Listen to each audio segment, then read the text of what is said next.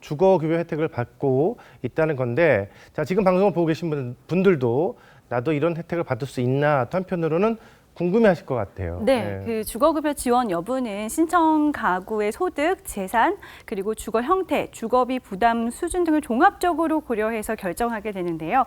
월 소득 인정 금액, 그러니까 실제 소득 그리고 재산을 합친 금액이 중위소득의 44% 이하여야 된다고 합니다. 중위소득 44% 이하라면 4인 가족으로 따지면 대략 어느 정도나 되는 겁니까? 그 4인 가족 기준으로 하면은 203만 원 정도입니다. 아, 예. 네, 지난해 4인 가족 기준은 약 194만 원 정도였는데요. 기준이 완화가 됐습니다.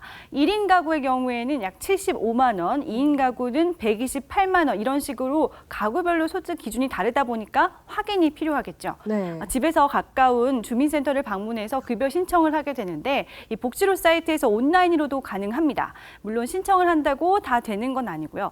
현재 소득과 보유 재산 그리고 임대차 계약 관계 등 이런 정보들을 다 거친 이후에 지원 여부가 결정이 된다고 해요. 네. 그러니까 소득과 재산, 계약 관계 등 뭐 준비해야 할 서류가 많다는 이야기 같은데요. 그렇죠? 네. 네. 그 주민센터 방문 신청할 때 그 수급권자의 본인의 신분증과 함께 총 6가지 서류가 필요한데요. 네. 기본적으로는 수급권자 본인의 통장 사본, 그리고 임대차 계약서, 사용대차 확인서가 필요하고요. 그리고 사회보장급여 제공 신청서, 그리고 소득재산 신고서, 금융정보 등 제공 동의서가 필요합니다. 방금 말씀드린 이 3가지 및 주민센터에 비치가 되어 있고요.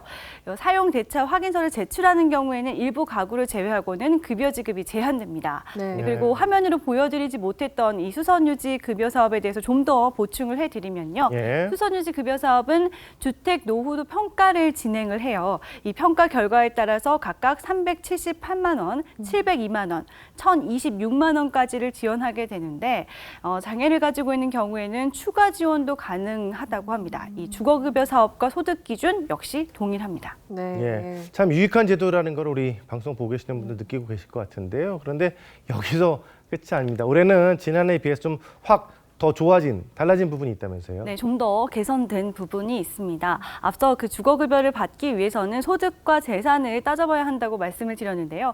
이때 부양 의무자의 소득과 재산은 포함되지가 않습니다.